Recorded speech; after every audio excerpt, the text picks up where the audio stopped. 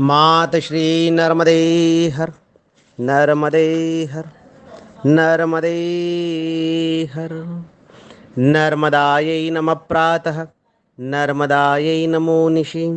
नमस्ते नर्मदे देवी त्राहि मां भवसागरात्।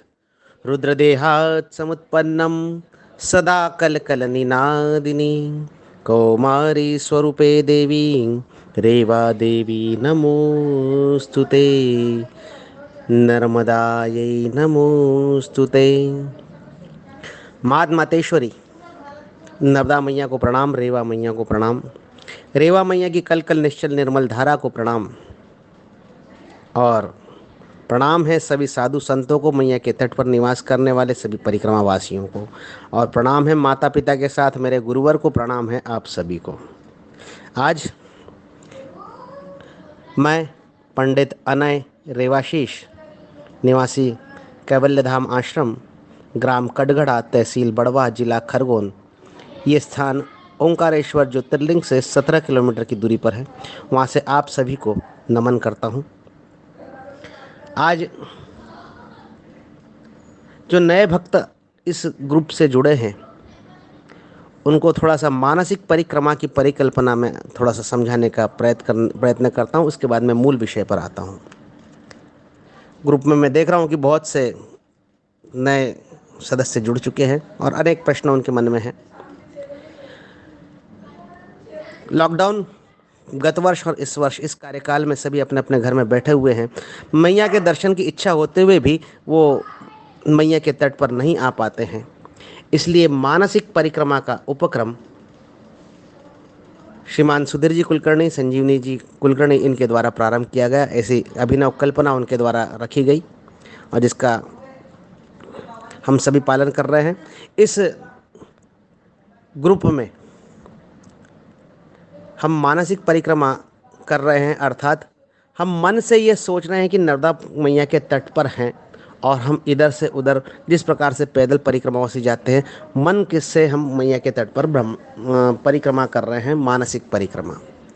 2 मई 2020 से ये यहाँ पर ये प्रारंभ हुआ। प्रथम दिन ओंकारेश्वर की जानकारी, संकल्प, परिक्रमा के नियम, परिक्रमा के प्रकार, नर्मदा मैया के प्राकट्य, इस पर चर्चा की गई। उसके बाद से परिक्रमा का संकल्प करके कल हम ओंकारेश्वर से हमने मानसिक रूप से चलना प्रारंभ किया। और कल का हमारा विश्राम जो था बड़वानी राजघाट रोहिणी तीर्थ पर था। आज बड़वानी राजघाट रोहिणी तीर्थ से हमने हमारी परिक्रमा प्रारंभ करी और अभी इस ऑडियो के माध्यम से हम शूलपाणेश्वर मंदिर तक हम पहुंच जाएंगे। शूलपाणेश्वर की कथा मैं आपको बताऊंगा और हमारा यहीं पर विश्राम हो जाएगा। प्रतिदिन एक निश्चित क्षेत्र निर्धारित किया जाता है मैया के तट का, और उस क्षेत्र के विषय में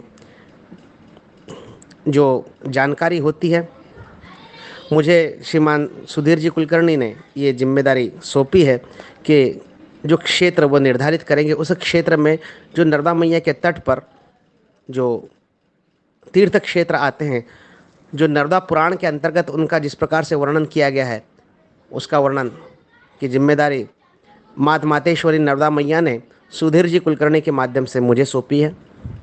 प्रतिदिन एक क्षेत्र तय किया जाता है। जैसे आज का क्षेत्र था राजघाट रोहिणी तीर्थ से शूलपाणेश्वर मंदिर, शूलपाणेश्वर की झाड़ी से होते हुए शूलपाणेश्वर का मंदिर, इस पर हम चर्चा कर चुके हैं पूर्व के ऑडियो में।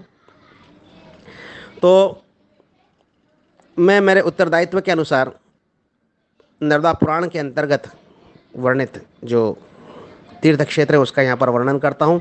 और सभी ग्रुप के सभी सदस्यों से अपेक्षा रहती है कि जो क्षेत्र निर्धारित किया जाए उसी के विषय में सभी चर्चा करें। यदि किसी ग्रुप के सदस्य के पास उस क्षेत्र के विषय में कोई वीडियो हो, कोई फोटो हो या अपने कोई संस्मरण हो जो पूर्व में परिक्रमा कर चुके हैं, वो मात्र उसी क्षेत्र के विषय में हम चर्चा करेंगे। और ताकि हम एकाग्र चित्त होकर मैया के विषय का संपूर्ण अध्ययन कर सकें। यही हमारे मानसिक परिक्रमा का उद्देश्य है। और ऐसा ओंकारेश्वर से चलते हुए बड़वानी तक हम पहुँचे। बड़वानी से हम चले और शूलपाणेश्वर की जो दुर्गम पहाड़ी झाड़ियों को पार करते हुए अब हम शूलपाणेश्वर बाबा के मंदिर में पहुंच चुके हैं। शूलपाणेश्वर मंदिर बड़ा ही प्रसिद्ध मंदिर है और भगवान भोलेनाथ जो शूलपाणेश्वर के स्वरूप में यहाँ पर विराजित हैं, उन्हें नर्मदा मैया के तट पर दूसरे ज्योतिर्लिंग की संज्ञा प्राप्त है। बहुत ही कीर्तिमान और चमत्कारी वो स्थान है। पुरातन मंदिर जो है शूलपाणेश्वर का, बड़ा ही भव्य दिव्य मंदिर, वो सरदार सरोवर के बांध में डूब चुका है और ईस्वी सन 2004 में प्रथम बार डूबा था, फिर दिखा था 2006 में, फिर 2008 में फिर डूब गया, फिर 2012 में कुछ समय के लिए दिखा था और 2015 से वो परमानेंट स्थायी रूप से डूब चुका है। अब वो मंदिर हम देख नहीं पाएंगे। उसके स्थान पर गुजरात सरकार द्वारा सरदार सरोवर बांध के निकट ही गोरा गांव में नवीन शूलपाणेश्वर मंदिर का निर्माण किया गया, जिसमें वर्तमान व्यवस्था पंडित श्री रविशंकर जी त्रिवेदी, जो कि पिछले 7 पीढ़ियों से शूलपाणेश्वर मंदिर के पूजन देख रहे हैं, वो अभी भी वहाँ पर व्यवस्था देख रहे हैं। और अब तो गत वर्ष उन्हें हृदयाघात हुआ था, तो उनकी शारीरिक परिस्थिति थोड़ी सी कमज़ोर रहती है, इसलिए उनके सुपुत्र देवेंद्र जी त्रिवेदी अभी व्यवस्था वहाँ पर देख रहे हैं नवीन शूलपाणेश्वर मंदिर की। और शूलपाणेश्वर का पुरातन मंदिर बड़ा ही दिव्य स्थान था।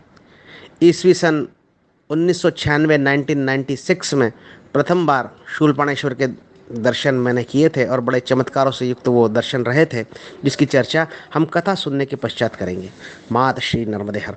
शूलपाणेश्वर भगवान भोलेनाथ को यहाँ पर कहते हैं शूलपाणेश्वर। और तो शूलपाणेश्वर क्यों कहते हैं? शूल अर्थात त्रिशूल और पाणी अर्थात हमारा हाथ की हथेलियाँ, पंजे, पाणी।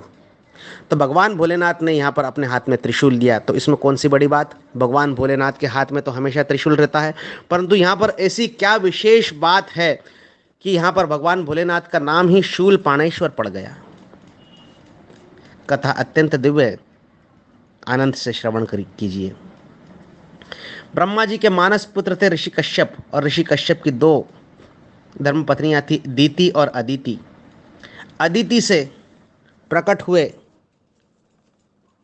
उनके जो पुत्र थे, अदिति के उदर से जिन्होंने जन्म लिया, वो आदित्य कहलाए। आदित्य अर्थात सूर्य, जिसे हम कहते हैं सूर्य।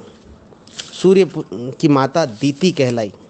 12 उनके पुत्र हुए, 12 आदित्य हुए।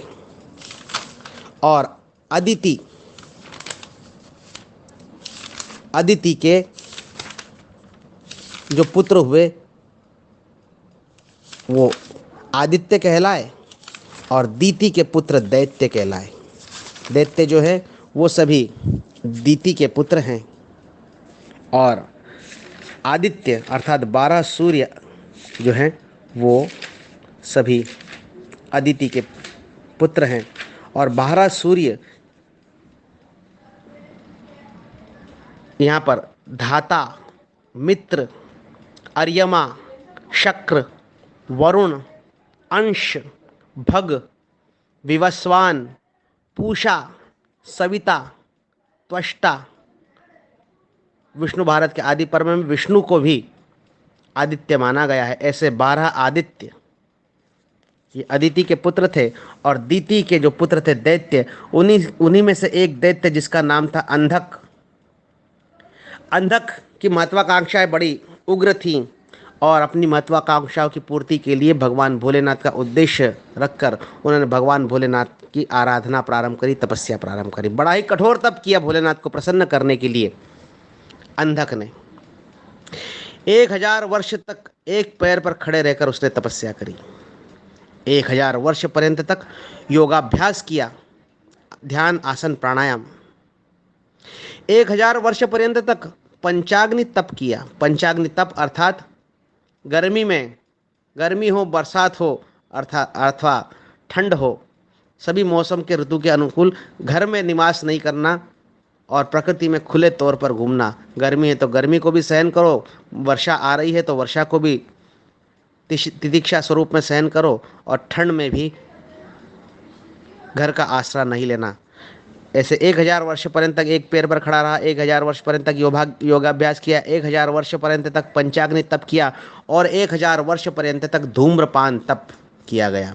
धूम्रपान तप एक बड़ा अलग चर्चा का विषय है, उस पर कभी समय हुआ तो ऑडियो अवश्य प्रेषित करूंगा कि धूम्रपान तपस्या होती क्या है।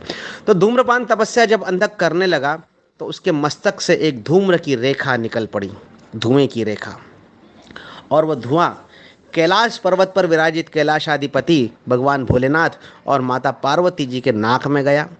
उद्विग्न हो गए दोनों, और माता पार्वती ने डर कर कैलाशापति से पूछा कि ये धुआं कैसा है प्रभु।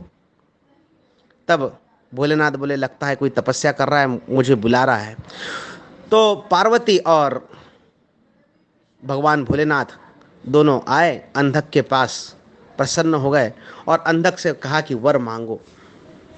अंधक इसी अवसर की प्रतीक्षा में था और उसने भगवान विष्णु से, क्षमा कीजिए, भगवान भोलेनाथ से जो वर मांगा कि मुझे कोई भी पराजित न कर पाए, न देवी देवता, न मनुष्य, न दानव, न यक्ष, न नाग, न किन्नर, यहाँ तक कि ब्रह्मा विष्णु महेश भी मुझे पराजित न कर पाए, ऐसा मुझे वर दीजिए। भगवान भोलेनाथ ने मना कर दिया कि ऐसा वर मैं दे नहीं सकता, क्योंकि इसके पीछे का दुष्ट हेतु भगवान भोलेनाथ समझ गए थे। अंधक ने माता पार्वती जी के सामने रोना गिड़गिड़ाना प्रारंभ किया। माता पार्वती जी के सामने अपना सर पटका, सर लहूलुहान हो गया, खून रक्त रंजित हो गया। माता पार्वती को दया आ गई और भगवान भोलेनाथ से निवेदन किया कि इसे, ये जो इसका मनवांछित वर इसे दे दीजिए, अन्यथा ये तड़प तड़प कर मर जाएगा। भगवान भोलेनाथ ने अंधक से कहा कि जो तुम वर चाहते हो वो मैं तुम्हें दूंगा, पर उसमें एक शर्त रहेगी मेरी। वो शर्त क्या? बोले, तुझे कोई भी पराजित नहीं कर पाएगा, मैं भी नहीं, मात्र भगवान विष्णु ही तुझे पराजित कर पाएंगे। ऐसा वर भगवान भोलेनाथ ने अंधक को दे दिया। अंधक मदमस्त हो गया, अहंकार में चूर्ण हो गया, अपने राज्य में आया और सभी को त्रस्त करने लगा। तो फिर एक बार उसके गुप्तचर ने आकर बताया कि आपको जो दिव्य शक्तियां प्राप्त हुई है, इसका विचार करने के लिए इंद्र सभा में सारे देवता एकत्र हो गए हैं। तो है अंधक महाराज, ऐसा कीजिए, एक साथ इंद्र सभा पर आक्रमण कर दीजिए, सारे देवताओं को बंदी बना लीजिए, बार बार युद्ध लड़ने के समस्या से हमें मुक्ति मिल जाएगी। अंधक ने वही किया, इंद्र सभा पर आक्रमण किया और सारे देवी देवताओं को अपना बंदी बना लिया। सारे विश्व में त्राही त्राही मचने लग गई, त्राही त्राही मचने लग गई। अंधकासुर अहंकारमय हो गया, सारे देवताओं को भी मैंने पराजित कर दिया। और इस दंभ में, इस अहंकार में वो भूल गया कि हमें विष्णु जी के सामने नहीं जाना है, और पहुंच गया विष्णु जी के सामने। युद्ध के लिए विष्णु जी को ललकारा, परंतु विष्णु जी ने बड़ी विनम्रता से अंधक से कहा कि तुम्हें भगवान भोलेनाथ ने वरदान दिया है, भगवान भोलेनाथ के वरदान का मैं अनादर नहीं कर सकता, इसलिए मैं तुमसे युद्ध नहीं कर सकता। अंधक ने पूछा कि फिर मैं किससे युद्ध करूं? तो बोले, जाओ भगवान भोलेनाथ से ही युद्ध करो। अंधक आ गया कैलाश पर्वत पर, कैलाश पर्वत के नीचे खड़े होकर कैलाश पर्वत को अपनी भुजा के बल से जोर जोर से हिलाने लग गया। कैलाश पर्वत डोलने लग गया। पार्वती जी फिर भयभीत हुई, हे भगवान भोलेनाथ, क्या विपदा आ गई है? ये कैलाश पर्वत क्यों डोल रहा है? कहीं कल्पांत तो नहीं होने वाला, कहीं प्रलय तो नहीं आने वाला? इस आशंका से माता पार्वती भयभीत हो गई। तो भगवान भोलेनाथ ने कहा कि वही नालायक पुत्र जिसे तुमने वरदान दिलवाया था, जिसका नाम है अंधक, वही आया है, अब मुझे युद्ध के लिए ललकार रहा है। अब मुझे जाना पड़ेगा, उससे युद्ध करना पड़ेगा। भगवान भोलेनाथ कैलाश पर्वत से नीचे आए। अंधक के साथ में घनघोर युद्ध प्रारंभ हो गया। 1000 वर्ष पर्यंत तक युद्ध चला भगवान भोलेनाथ का, परंतु भगवान भोलेनाथ अंधक को मार नहीं पा रहे थे, क्योंकि उनका स्वयं का वरदान था कि कोई भी तुम्हें मार नहीं पाएगा। 1000 वर्ष पर्यंत तक घनघोर युद्ध चला। भगवान भोलेनाथ और अंधकासुर के मध्य अंधकासुर की बुरी गत कर दी। बहुत ही निर्दयता से भगवान भोलेनाथ ने उसे घायल कर दिया और ऐसे में क्रोध में आकर रुद्र देवता ने अपने हाथ का त्रिशूल उठाया और अंधक की छाती में गाड़ दिया, भोग दिया। अंधक लहूलुहान हो गया, तड़पने लगा। फिर अंधक ने बड़ी सुंदर स्तुति करी भगवान भोलेनाथ की। भगवान भोलेनाथ का मन पसीज गया। त्रिशूल अंधक की छाती में से निकाल लिया और वरदान दिया। इतना होने के बाद भी भगवान भोलेनाथ ने वरदान दिया, इसलिए उन्हें भोलेनाथ कहा जाता है। क्या वरदान दिया कि जाओ, तुम्हें क्षमा किया और तुम अब से अंधक असुर नहीं रहे, तुम मेरे रुद्रगण में शामिल हो जाओ। और भगवान भोलेनाथ ने अंधक को वरदान देकर अपने रुद्रगणों में सम्मिलित कर लिया और उसका नाम भगवान भोलेनाथ ने रख दिया भृंगीश। भृंगीश नामकरण कर दिया उस अंधकासुर का। और भृंगीश का जब नामकरण कर दिया तो उसे एक जिम्मेदारी सौंप दी। क्या? कि जाओ, परिक्रमा जो करते हैं, वो जो क्षेत्र है झाड़ी का क्षेत्र, वहाँ पर जाओ और वहाँ पर परिक्रमावासियों की परीक्षा लो। तो भृंगी जो रुद्रगण हैं वो शूलपाणी की झाड़ी में आ गया और वर्तमान में जो लूटपाट होती है ये सब उसी भृंगीश के वंशज जो बाद में कहलाए मामा, वही लूटपाट करते हैं। भगवान भोलेनाथ ने भृंगीश के रूप में सबको नियुक्त किया है वहाँ पर लूटपाट करने के लिए। इसलिए मैंने पूर्व के ऑडियो में आपसे कहा कि वो लुट जाना भी बड़ा ही दिव्य होता है, परीक्षा में उत्तीर्ण होना भी बड़ा दिव्य होता है। शूलपाणेश्वर की झाड़ी में से हम जाते हैं तो, परंतु आजकल वो परंपरा बंद हो चुकी है। इससे परिक्रमावासियों का ही नुकसान हो रहा है, क्योंकि परीक्षा बंद हो चुकी है परंतु परिक्रमा फिर भी चल रही है। मैया की निश्चल निर्मल धारा आज भी प्रवाहमान है। संरक्षन्ति च तत्तीर्थम देव भृत्यगणाः सदा रक्षा पालांस्ततो मुक्त्वा शतम साष्टम तद रक्षन्ति प्रयत्नतः। ऐसा कहकर भगवान भोलेनाथ ने रक्षा में नियुक्त कर दिया उस वन को। वन की रक्षा में भृंगीश की नियुक्ति कर दी। और साथ में भगवान भोलेनाथ ने ये व्यवस्था भी कर दी कि परिक्रमावासियों की परीक्षा तो हो रही है, लूटना परिक्रमावासियों का तो जारी है, परंतु भगवान भोलेनाथ ने आगे क्या कहा? विघ्नास्तस्य न उपजायन्ते यस्य स्थातुमिच्छति केचित् कुटुंब चिंतासु व्यग्रा केचित् कृषिषु च। अर्थात परिक्रमा करते हुए भी जो अपने कुटुंब की चिंता, अपने कृषि की, अपने व्यापार की, अपने कर्म की चिंता करते हुए जो परिक्रमा करता है, उसी को परेशान करना। जो निर्मल होकर मैया की शरण में आ जाता है उसे कोई दिक्कत कठिनाई मत देना, ऐसा आदेश भी भृंगीश को दिया। और उसी आदेश का पालन किया। जो बिल्कुल नर्मदा मैया के तट पर फक्कड़ होकर परिक्रमा में रमण करते हैं, उन्हें किसी प्रकार की समस्या नहीं आती, परंतु जो परिक्रमा करते हुए भी केचित कुटुंब चिंतासु व्यग्रा केचित कृषिषु च, अर्थात कुटुंब चिंता और अपने कर्म कृषि की चिंता करते हुए जो परिक्रमा करता है उसे अनेक प्रकार की समस्याएं आती हैं। यह स्वयं भगवान भोलेनाथ ने नर्मदा पुराण के प्रथम खंड के 49वें अध्याय के 22वें श्लोक में कहा गया है। भृंगीश को वरदान दे दिया, परंतु एक नई समस्या उपस्थित हो गई भगवान भोलेनाथ के सामने। क्या? भगवान भोलेनाथ ने जो भृंगीश के छाती में त्रिशूल गाड़ा था, उस पर भृंगीश का, उस अंधकासुर का रक्त लग गया और काफ़ी प्रयत्न करने के बाद भी, अनेक तीर्थों के जल से, गंगा जल से भी धोने के बाद भी वो रक्त, अंधकासुर का रक्त भगवान भोलेनाथ के त्रिशूल से निर्मल नहीं हो पा रहा था। भगवान विष्णु से भगवान भोलेनाथ ने पूछा कि अब क्या किया जाए, तो बोले अनेक अनेक तीर्थों में जाइए, उस तीर्थों के जल से इस त्रिशूल का प्रक्षालन कीजिए। इसका प्रक्षालन का, इसके निर्मलीकरण का उपाय तो मेरे पास भी नहीं है कि ये अंधकासुर का रक्त कैसे साफ होगा। भगवान भोलेनाथ अनेक तीर्थों में गए, लेकिन रक्त अंधकासुर का उस त्रिशूल से निकला नहीं। भगवान भोलेनाथ चिंता मग्न होकर मात मातेश्वरी नर्मदा मैया के तट पर आए और आते ही जहाँ पर शूलपाणेश्वर बाबा का पुरातन मंदिर था।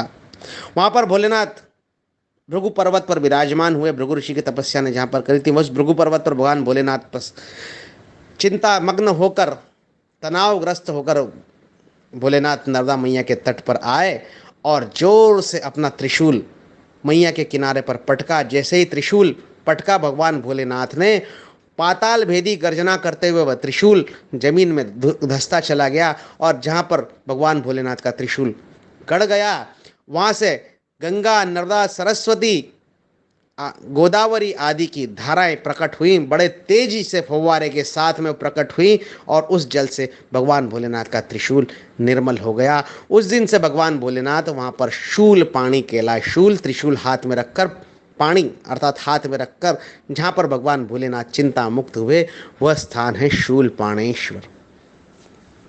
और वो जो धारा दिव्य निकली थी जो पुरातन मंदिर में, उस धारा के दर्शन ईस्वी सन 1998 1998 में मैंने स्वयं किए थे, जब 8-10 भक्तों के साथ में भ्रमण करते, परिक्रमा में तो नहीं गया था, ऐसे ही भ्रमण करते समय शूलपाणेश्वर मंदिर में चला गया था। 8-10 भक्त थे और हमने वहाँ के जो पंडित जी, जिनका पूर्व मैंने आपको परिचय दिया, उन पंडित जी से निवेदन किया कि भगवान भोलेनाथ की ये जो शिवलिंग है उसके पास एक लकड़ी का काला रंग का डाट, 2 इंच का कैसा पाइप होता है उतना, ऐसा ढक्कन लगा हुआ था। हमने पूछा कि ये क्या है, तो वहाँ के व्यवस्थापक पंडित रविशंकर जी त्रिवेदी ने उस समय हमें बताया था कि यहाँ से बोले जलधारा निकलती है। हमें विश्वास नहीं हुआ। हमने बोला कि इसे खोल कर बताइए। बोले खोल के बताने में बड़ी समस्या हो जाएगी। क्या समस्या हो जाएगी? अरे बोले ये तो बड़ा दिव्य जल है, इसे हम खोल के नहीं बता सकते, अभी तक तो किसी को खोल के बताया नहीं है। परंतु जिद कर बैठे हम सभी। तब ईस्वी सन 1998 में पंडित जी ने वो जो ढक्कन लगा हुआ था, लकड़ी का ढक्कन, वो खोला और ढक्कन खोलते से एक तेज फव्वारा शूलपाणेश्वर बाबा के पास जलधारा का वो फव्वारा निकला। थोड़ी ही देर में इतना तेज फव्वारा, जैसे 2 इंच के मोटर जो हम चलते हैं खेतों में, इतना तेजी से फव्वारा उड़ा और थोड़ी ही देर में पूरे मंदिर को जलमग्न कर दिया। तुरंत हम सभी ने, और फिर उसे वापस उस ढक्कन को स्थापित करने में लगभग 3-4 व्यक्तियों का पूरा जोर लग गया। इतना, उसके बाद ही वो जलधारा बंद हुई और पूरे रात भर हम उस जलधारा से निकले हुए जल को मंदिर से बाहर करते बैठे थे। तब उस दिव्य जलधारा के दर्शन किए, बड़ा ही आनंद हुआ। उसके बाद में वो मंदिर डूब गया। अब वो दिव्य जलधारा दिखती भी नहीं है, जो भगवान भोलेनाथ के त्रिशूल से प्रकट हुई थी। ऐसा है शूलपाणेश्वर बाबा का ये मंदिर, और ऐसी है शूलपाणेश्वर की झाड़ी। यादें, स्मृतियाँ तो बहुत है। नवीन मंदिर बन गया है, और परंतु पुरातन जो शिवलिंग है वो वहाँ से निकल नहीं पाया, वो वहीं पर रहा।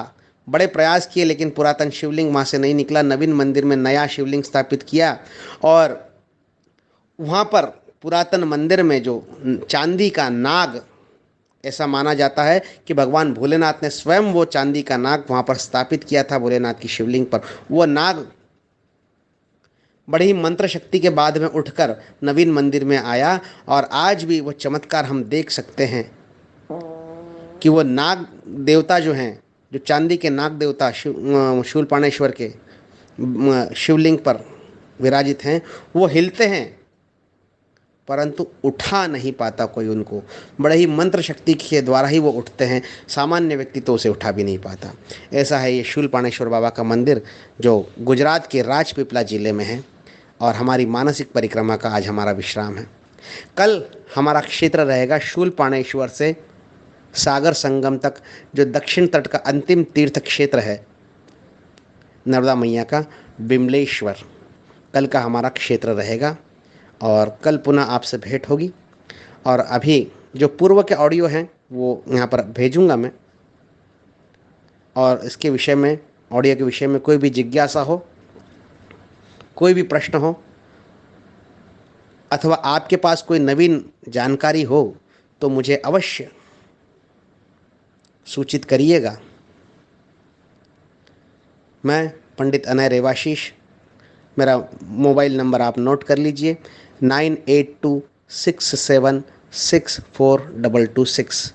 कल पुनः मानसिक परिक्रमा में भेंट होगी और इस ग्रुप में सम्मिलित जो भक्त हैं उनके पास शूल पाणेश्वर से लगाकर सागर संगम तक, रेवा सागर संगम तक, विमलेश्वर तक, दक्षिण तट का ये जो भाग है, इससे संबंधित कोई भी फोटो, ऑडियो, वीडियो या फिर अपने संस्मरण यदि कोई हो तो मात्र उतना ही ग्रुप पर डालें, अन्य विषय की चर्चा न करें। नर्मदा मैया से अतिरिक्त अन्य विषय की चर्चा कृपया ग्रुप पर न करें।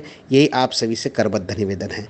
मात श्री नर्मदे हर, काल हर, दुख हर, दारिद्र्य हर, संताप हर, क्लेश हर, सबका भला कर। मात श्री नर्मदे हर, जिंदगी भर, जिंदगी भर, जिंदगी भर।